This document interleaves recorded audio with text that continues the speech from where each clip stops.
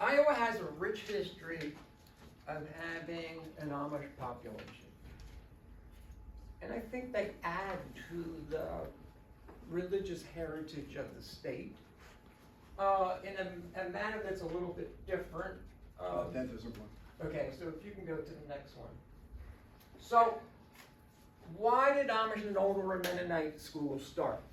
As we know, the public schools were closed. The Amish were very happy with the one-room schools. It worked, and you talked about the literacy rate in Iowa, one of the best in the nation. The Amish were totally satisfied, and they went with everybody else's kids. They were satisfied, and they weren't happy that those were going to be closed. Why? They don't want their kids to go to town. They think kids should walk to school, and most Amish schools are going to be next to a home or a farm, so that family has watch over what happens. The Amish and Old Order Mennonites did not like the fancy curriculum. Yesterday I was over at this wonderful school. They have a nice gym. In fact, they have two. They have a lunchroom. They have a library. They have, Amish don't want any of that. They don't want sports, organized sports. They don't want science instruction. And they want an old-fashioned type of history taught. And the Amish also value manual labor.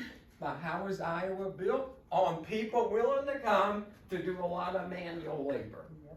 The Amish value that. You know all the manual labor jobs. I don't need to mention all that. Next. This is the very first school, that Amish parochial school, in of all places, Dover, Delaware. Who knew? There's an Amish population in Delaware. That's Apple Grove School, and guess what? That school's been moved 3 times. Why? Because as the kids, as population changes within the Amish neighborhoods, they just move the school so that more kids can walk. Okay, next one, please.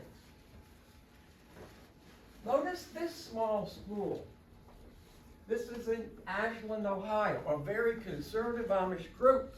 That school, you can see they can easily move. That's tiny. That's a small little school. You see the woodshed. Notice, non-Victorian. There's nothing there. It's the exact opposite. Next. This is Arthur, Illinois. I'm going to show you a couple of different schools so you get a picture of it. This is Arthur, Illinois, a very large Amish population. And in general, the Amish in Illinois like to have 2 teachers in the school, in a much larger school, maybe 45 to 60 kids. Next one. That's the inside of the school. Notice that it's very plain. I'm sorry, I'm in your way. Okay, very plain. Go ahead, next one.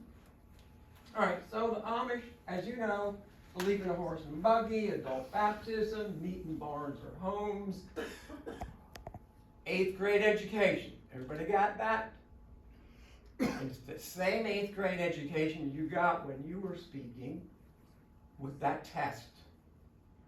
And the folks at Bennington, we showed. It's like a high school test. Yeah, it's like a high school test. It's the 8th grade education. You know that the Amish believe in plain clothes. Next one. So, we've heard some mention about Buchanan County.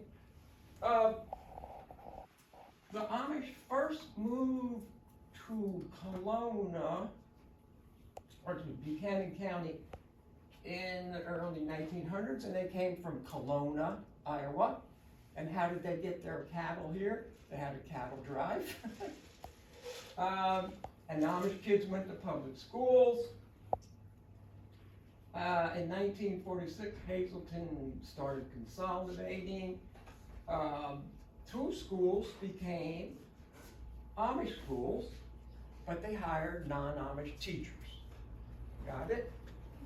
The public closed, they hired non-Amish teachers. Next one, please.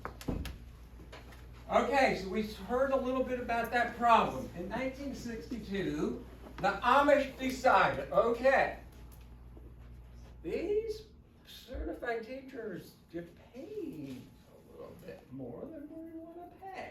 So they decided, let's have Amish teachers. And the state of Iowa, the school superintendent over in that area was directed by the state of Iowa to we're going to hold the line. You're going to have certified teachers. The parents refused, there were fines, there were buggies taken, etc. The governor, well, you got the cornfield incident, which is the kids running into the school. That gave the national press something to talk about.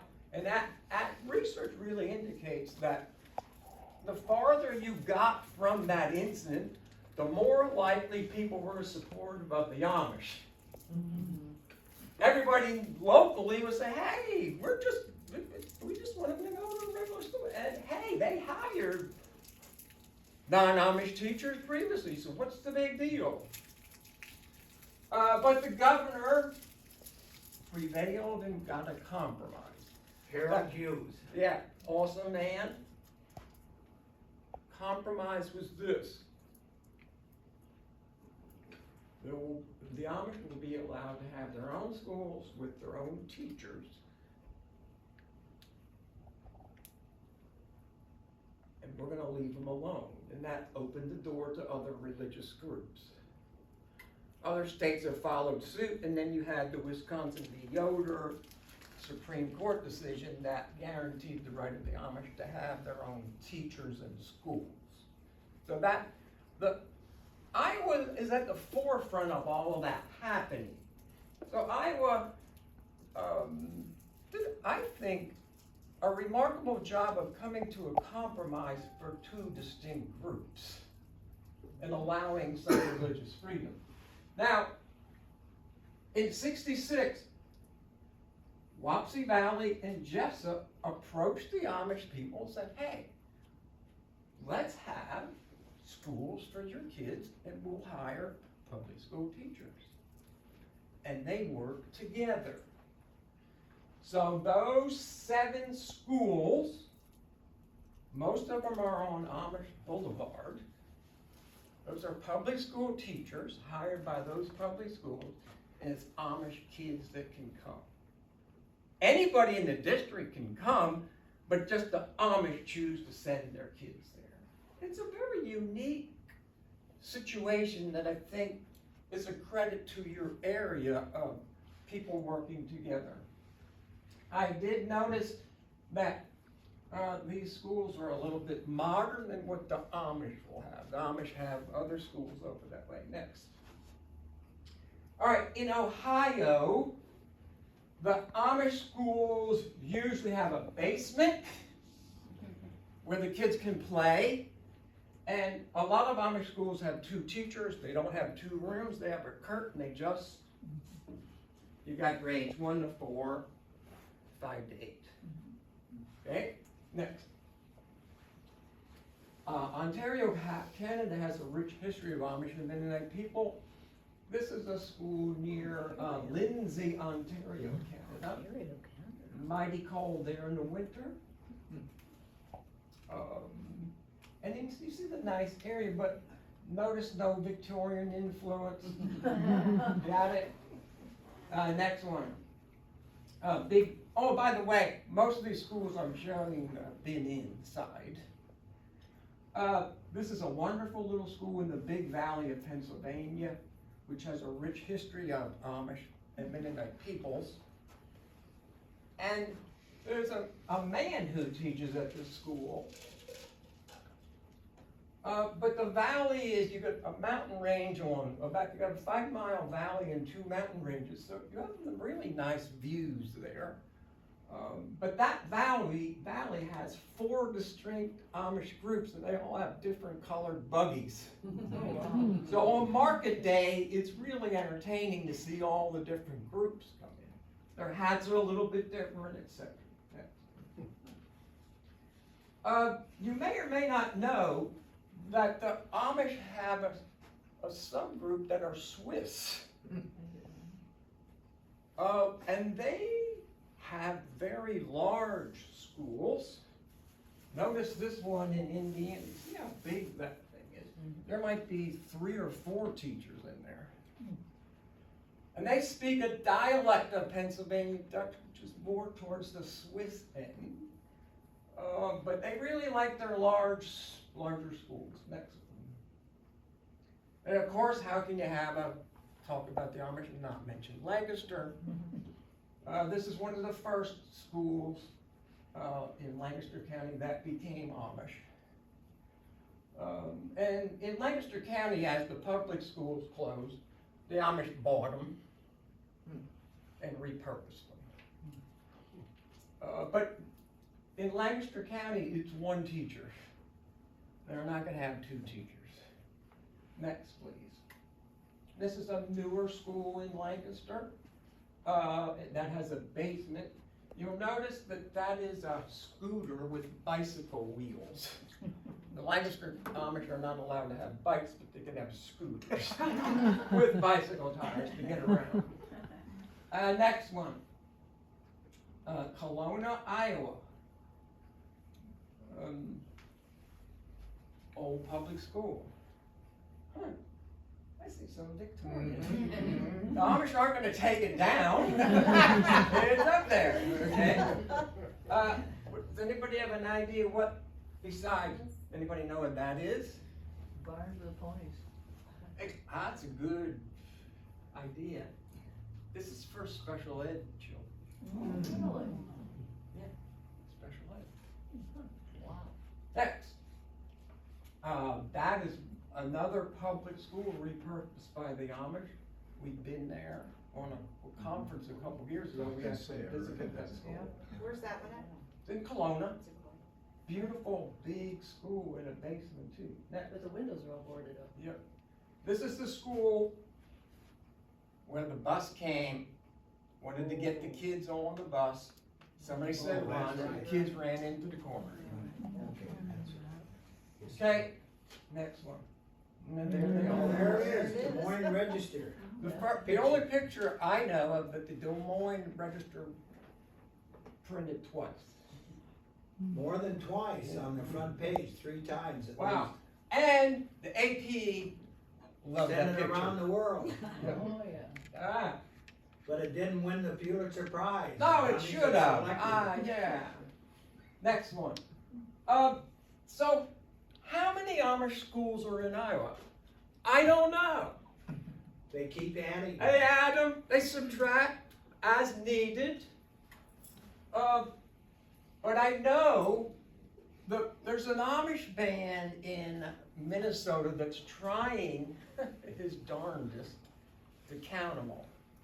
And he sends out a survey, and many of the schools don't respond. So we don't know. So my estimate, I know of 76 Amish schools. I estimate another 21. That gives Iowa 97. My estimate is that there's 104 teachers, and there's 3 schools in Iowa that have a helper. Public schools would call it a teacher assistant or something like that. There are 1,466 pupils. The average teacher experience is 1.5 years. Most Amish teachers are young women. That's about how long, it was 2 years for Iowan school. Yeah, rural for the teachers. rural school. Two years before they got married. Yeah, is that part of the reason they're unmarried teachers? A married teacher is very rare because she and her husband now want to focus on family life. And she's got a lot of responsibilities to build a home. Because Amish and Mennonite families, it's still gender related work. And interestingly enough, the average number of pupils per teacher is 14.6. That's actually pretty good. Yeah. That's ratio is pretty darn, and it's been coming down over the years. And I'm pretty sure that the first Amish school in Iowa was in 1966, but that's why I say certain, not sure. Next one. So, you also in Iowa have an Old Order Mennonite population. They are very similar to the Amish. The men usually don't have beards. They have a church building, per se. And everything else is pretty much the same. So, this illustrates the growth of Old Order Mennonite schools in the United States and Canada. So way back in 1949 to, by 2022, there's 427 and counting. That's Old Order Mennonite. Pennsylvania has a large Old Order Mennonite population. If you go to Lancaster, 1/3 of the people you see driving around in buggies are Old Order Mennonite. Most of the city slickers that come from New York have no idea. They think they're all Amish.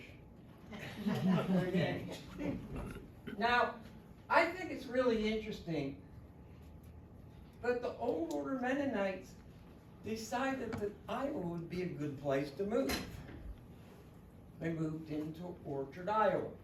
The Amish and many Old Order Mennonites will never argue over the same land. Everybody clear? You wouldn't have the Old Order Mennonites move into Hazleton. The Amish have that area. So they cooperate anyways. And in addition to that, the Amish and Old Order Mennonite cooperate in terms of school. They do have teacher training institutes, which they go to in the summer. They're usually 2 days, and Amish and Old Order Mennonite teachers go and listen to the same people. So some of you might ask, well, how do they learn to be a teacher? All right, I spent 7 years teaching. How did I learn to be a teacher? I'm going to be honest with you. Most of what I learned about being a teacher was from psychology classes and from being in athletics. How to treat people, how to encourage people. Not from an education class I had. I'm not criticizing, I'm just being honest with you. And then everything else was from the teachers that taught me. If you think about it, people who are teachers probably like school. They probably had a teacher who taught them, and you're probably sort of like that person. So if I'm Amish or Old Order Mennonite, I've been in school for 8 years. I've heard the same curriculum 8 times. Got it? I know how to organize the kids. I know the parents. I know what the elders expect. So, Amish teachers are chosen, not prepared. Got it? So the young ladies that are teachers, as a school thinks they need some, will think that summer, oh, so-and-so has a daughter, she's 17, it might be her turn. There's another advantage to Amish culture. Since many of the women who have been teachers, they're more understanding of what needs to happen in a school for it to be successful. And, oh, by the way, at those summer teacher institutes, parents attend, grandparents attend, and clergy. Everybody's on the same page. You see where I'm going? So why are Amish and Old Order Mennonites successful? Because people have the same mission. People are on the same page. When I was teaching public school, when we had a teacher meeting, there sure enough were no parents there. and there weren't any clergy were allowed. You see the difference? Next, special education. So the Amish, for a while, their most needy students would go to public school. And at a certain point in the late 70s, early 80s, the Amish elders and some of the more seasoned teachers started thinking, you know, maybe we should take care of our own. Do we really want them in that situation with an expert special education teacher? Now, I know this firsthand because my wife was a preschool special ed teacher, and she had some Mennonite children for a while until they pulled them out. And they didn't have anything against the public school people, but they wanted them sheltered from all the junk that goes on in public schools. Now, I'm not criticizing public schools, but that's the Amish view of how worldly we are getting. So, 1980, there appeared a special education teacher in print. We know who it is. By 2004, there were 26 schools that had special ed. By 2022, we've got 52 schools that have special education. That's not a lot, but it's enough for us to realize that they're taking some ownership for their kids. And I've been at Amish end-of-year plays and things like that, and if they have a special needs child, that child is given a very special part of that program that they can do. For example, in Illinois, there was this little boy, and he had grown up, and he had a star. And when a poem came up and it had a star, he just waved it. And he felt so good about himself. So that's their view. But I want to make sure you all know this. The Amish aren't telling us how we should run our schools. They don't want to. They just want to have their own schools so that they can educate their kids up to an 8th grade standard that Iowa had many years ago. And then as teenagers, they learn a skill or trade. Now, I learned a skill as a teenager, and I learned it pretty quickly. Okay, that's the ideal time to learn a trade, when you're a teenager. And it also keeps you away from all the stuff that's going around, all around you, because you're tired at night. You want to go to sleep. Next one, please. So the school, built on a one-room school model. This is important. You all are here to preserve one-room schools. The Amish aren't interested in preserving one-room schools per se. They're interested in preserving the one-room school pedagogy. You know that one that had a literacy in Iowa of 99.3%? That's pretty darn good. Okay? And, oh, by the way, the Amish agreement with most states is that they will have an attendance rate of about 97%. And if they have sickness, they'll just close the school for a while and then open back up. I mention that because on one of my trips to visit an Amish community, I'm driving back through Knoxville, Tennessee, trying to find something good to listen to on the radio. Crank it up. There's a news report. Knoxville Public Schools. 50% of kids are not attending. Yeah, Des Moines is worse. Got the picture? Kids aren't going to school. I can't help. You are fortunate in Dunkerton to have an awesome school district with really nice teachers. I met some of them. They're nice. They're concerned about kids. That's not everywhere. Mark, Yes. So, no, it's okay. on the previous Yes. slide, Can you go back? does that increase have anything to do with public law regarding special education? No. The Amish are not, they're not part of that. Guarded They have their own school. If they want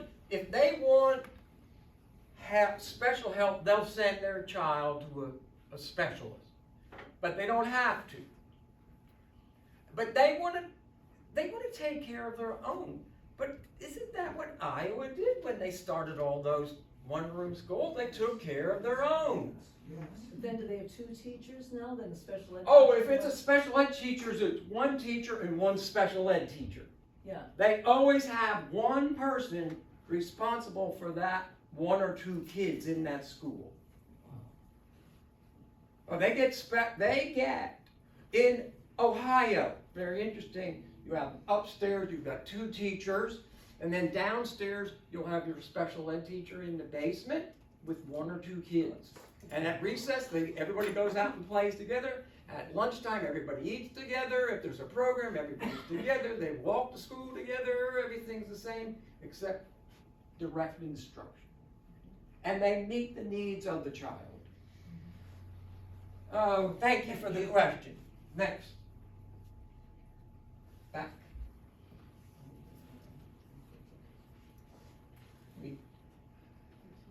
This is important, folks. I want to reiterate this. The Amish believe, and Mennonites believe, it's the job of a child to learn to read, do mathematics, and learn to behave, and work with his and her peers. Got it? It's also essential that they learn to play together. That means, remember the old model in the one-room school pedagogy? You played before school, you had 15 minutes in the morning, you had lunch, you had 15 to 20 more minutes, in the afternoon you had a 15-minute break. Guess who uses that? The Amish. My granddaughter is in 6th grade. You know how much recess she gets? Maybe 10 minutes. She's a middle schooler. Where does she learn to play with other people? And guess what? Amish teachers are required to play with their kids. You don't sit in the classroom while the kids are outside. You're outside with them because you need to learn how to work with your peers and how to play with your peers, because guess what? When you're older, you're going to be working together. Got the picture? You see how different that is from what we're doing now? Okay? I think kids need a break. And oh, by the way, don't tell your Amish teacher I'm not going out for recess. I'm in northern Indiana, and there's this, it's snowing to beat the band. It's about 7 inches. Everything's closed. Amish schools are wide open. The kids are in the school. It's time for first recess. This little second grader walks up to the teacher and she whispers that she didn't bring her boots. No problem. Teacher goes to the closet, gets out 2 plastic grocery bags, ties them around her feet. Come on, let's go.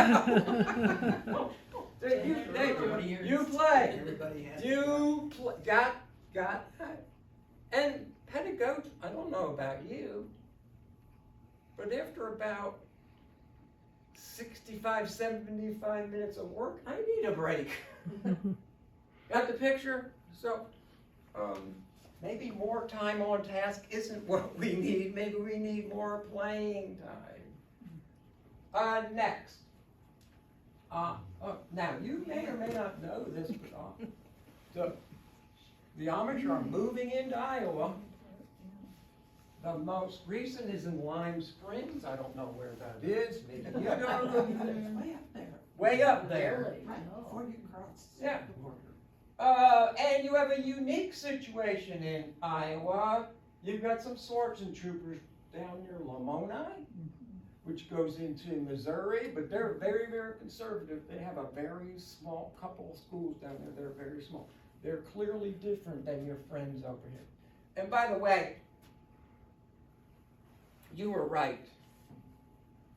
The Amish people in this community are very friendly and open to talking with people. That's not the case in Lamoni. They're a little bit back. Kalona has the most church districts with 11. Hazelton has 9. And oh, by the way, today was communion day for half of the church groups in that area. So when I was over there this morning, they were already having their communion service, which is going to be all day long. Got it. Thank you very much. Next one. So, who are the Amish and how many people are there? There's a lot. In North America, there are 674 distinct church districts. Iowa has 25. Oh, excuse me. This is settlements. Hazelton is a settlement. Iowa has 25 settlements. North America has 3,038 church units, and Iowa has 78. And a church unit is determined by a road. So you, as Amish, you don't decide what church you go to. What church you go to is determined by where you live. And if the Amish have too many folks and want to split, then you might be in a different church district. But remember, the Amish only have church every other Sunday. So the other Sunday, so in Hazelton they have A and B schedule. A Sunday, half of the churches have church, the others don't. Then you can go to the other church if you want. You don't have to. Got it? There are, according to Elizabethtown College, 400,000 Amish that live in North America. It's a lot of people. Iowa has about 10,500. Not a large population, but next. All right, and this will be my last thing. So why is the learning environment so good? Why did it educate so many? It's small. The teacher knows everybody. They probably even know their parents. It seems to me that in public schools, with the rural school, the group was more important than the individual. And the Amish have continued that. The group is more important than the child. Older students, we've not mentioned this, but older students help younger students. And the best, this is where I'll stop. I'm in Maryland. It's 33 degrees, it's misty. There are 7 Amish schools in Maryland, and I'm trying to find one. I find it. On the front porch is an 8th grade girl who has 7 first graders. They're practicing their multiplication things. Older students teach younger students. It's a powerful pedagogy that public town schools forgot about. Because when I teach someone, Rhonda, you guys know, I have to know it a little better, don't I? And I rehearse it. And the younger kids sort of like the older kids teaching them. Why did we just throw that out? I could go on and on and on, but I'm separating you from a delicious meal prepared by our Amish friends. If you have questions, I'll be happy to answer any of those at dinner time or in the car over there. But I appreciate the invitation to come by. Everybody Yes, did. so glad Like you to came. thank you.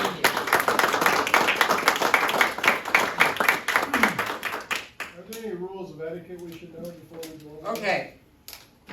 No photographs. Do not photograph. Put your phone away. It's, even if they said it's okay, it's not. Because they're a humble people. They don't want to have their picture taken. They believe man was made in God's image. You don't take a picture of God or a person. So please take it. Don't. Just be a normal, good Iowa citizen after that. That makes sense to everybody? And go potty now? No potty now. We're putting in the outhouse over No, there. they have a rest, There they is, have but toilets. in Oh, they have there. toilets. Okay. All right.